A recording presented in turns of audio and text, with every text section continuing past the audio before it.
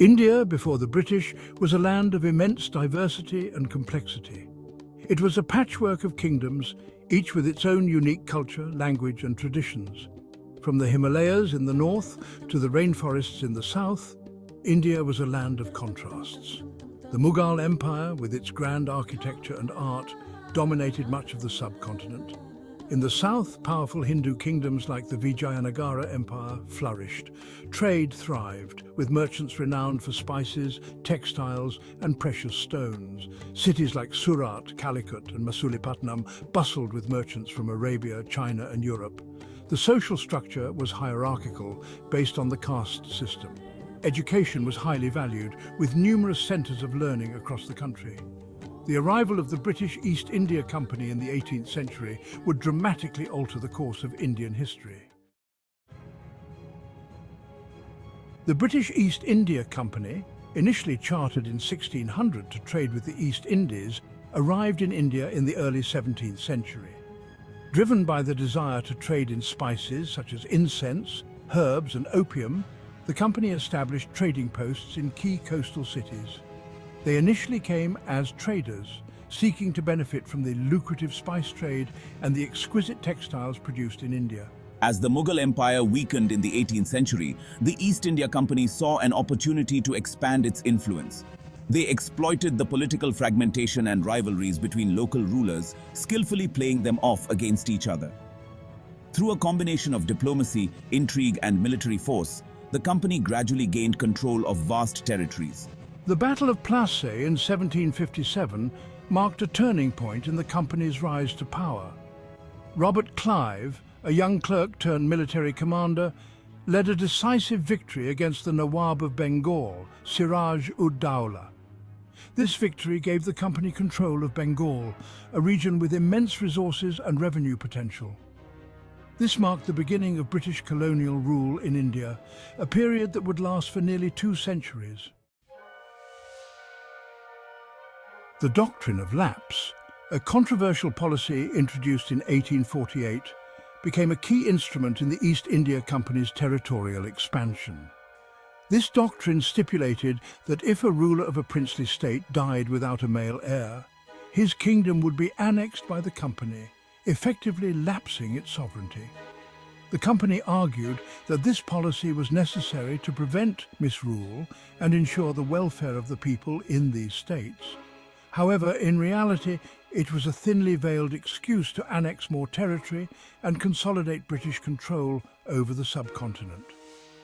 By the mid-19th century, thousands of square miles of Indian territory had been annexed by the British through this policy. The doctrine of lapse was another example of the British using their dominant position to exploit and subjugate India. The annexation of Awadh in 1856, one of the most prosperous states in northern India, under the pretext of maladministration, sparked widespread resentment and anger.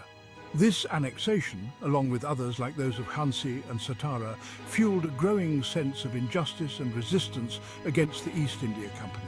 It alienated many Indian rulers, sowed the seeds of discontent among the populace, and contributed significantly to the growing unrest that culminated in the Sepoy Mutiny of 1857. The British East India Company's rule profoundly impacted the Indian economy, transforming it from a producer of finished goods to a supplier of raw materials for British industries. India's traditional industries, particularly textiles, were dismantled through tariffs favouring British imports. This led to the decline of artisan communities, throwing millions into poverty. The focus shifted to cash crops like tea, coffee, cotton, opium and indigo, which were in high demand in Britain. Indian farmers were forced to cultivate these crops, leading to famines. Profits flowed back to Britain, enriching the colonial power. The British implemented new land revenue systems like the permanent settlement in Bengal, creating a new class of landlords loyal to the British. This economic exploitation left a legacy of poverty and underdevelopment. British colonialism brought about significant social changes in India, impacting every aspect of life from religious practices to the caste system. The introduction of Western education, while intended to create a class of Indians loyal to the British, also led to the emergence of a new intellectual elite that would challenge colonial rule. The British, influenced by their own Victorian morality, sought to reform Indian society according to their own values. They outlawed practices like sati, or widow immolation, and introduced legislation to abolish child marriage. While these reforms were well-intentioned, they were often implemented with little regard for Indian customs and beliefs, leading to resentment and opposition. The emphasis on English as the language of administration and higher education created a new class divide, favouring those who had access to Western education.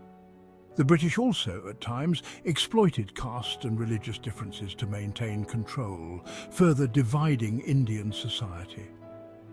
The social upheaval caused by British colonialism had a profound impact on Indian society, leading to the erosion of traditional values and the rise of new social classes. The seeds of Indian nationalism were sown in the fertile ground of resentment and discontent created by British colonial rule. The economic exploitation, social discrimination and political subjugation fueled a growing desire for self-rule among Indians. Early expressions of nationalism manifested in religious reform movements which sought to revitalize Indian culture and tradition in the face of Western influence. In the mid-1850s, a new Enfield rifle was introduced into India that required a soldier to bite off the ends of greased cartridges in order to load the weapon. The cartridges were greased with animal fat, primarily from pigs and cows, to make them more accurate. This practice was offensive to Muslims and Hindus and led to the Sepoy Mutiny of 1857. While brutally suppressed by the British, the mutiny became a symbol of resistance against colonial rule. In the aftermath of the mutiny, the British Crown took direct control of India, ending the East India Company's reign. Indian intellectuals, educated in Western ideals, began to articulate a vision of an independent India, free from colonial oppression. The formation of the Indian National Congress in 1885 provided a platform for educated Indians to voice their grievances and demand greater political representation. The Indian independence movement was led by a diverse group of extraordinary individuals who dedicated their lives to freeing India from British rule. Mahatma Gandhi, with his philosophy of non-violent resistance, emerged as the preeminent leader of the movement, inspiring millions with his message of truth, love and non-violence. Jawaharlal Nehru, India's first Prime Minister, played a crucial role in shaping the country's post-independence policies. He advocated for a secular, democratic and industrialized India, embracing science and technology as tools for progress. Sardar Vallabhbhai Patel, a pragmatist and skilled administrator, was instrumental in integrating the princely states into the Indian Union after independence. Subhash Chandra Bose, a charismatic leader who differed with Gandhi on the use of non-violence, formed the Forward Bloc and sought support from the Axis powers during World War II to liberate India. His daring efforts, though ultimately unsuccessful, inspired many and highlighted the global dimensions of the Indian struggle. These leaders, along with countless others who fought for India's freedom, left a lasting impact on the nation's history. India's hard-won independence in 1947 came at a heavy price. The partition of the subcontinent into India and Pakistan, based on the two-nation theory that Muslims and Hindus could not coexist peacefully, led to one of the largest mass migrations in human history. Millions of Hindus, Muslims and Sikhs were displaced, their lives uprooted by violence and fear. The partition unleashed horrific communal violence, with Hindus, Muslims and Sikhs targeted based on their religion. The newly formed governments struggled to control the situation, and the scars of partition continue to haunt the region to this day.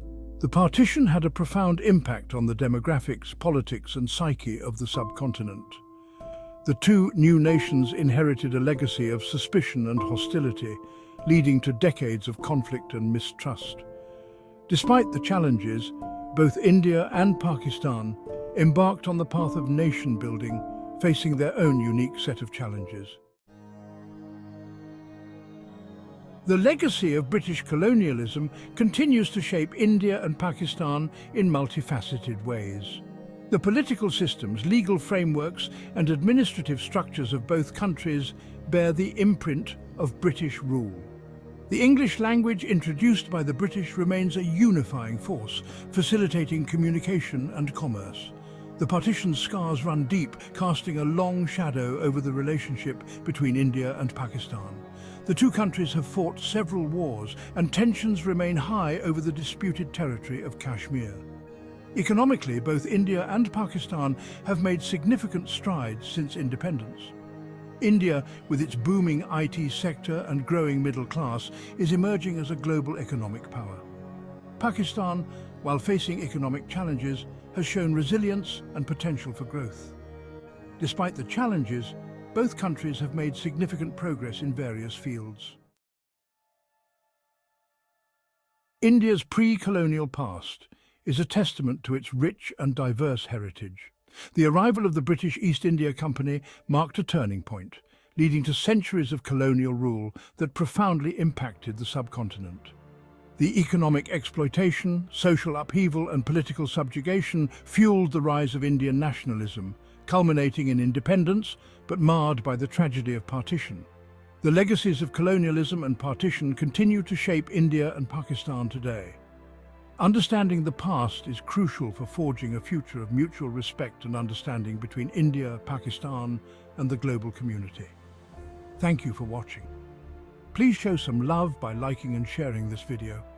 If you are new here, don't forget to subscribe. See you again soon.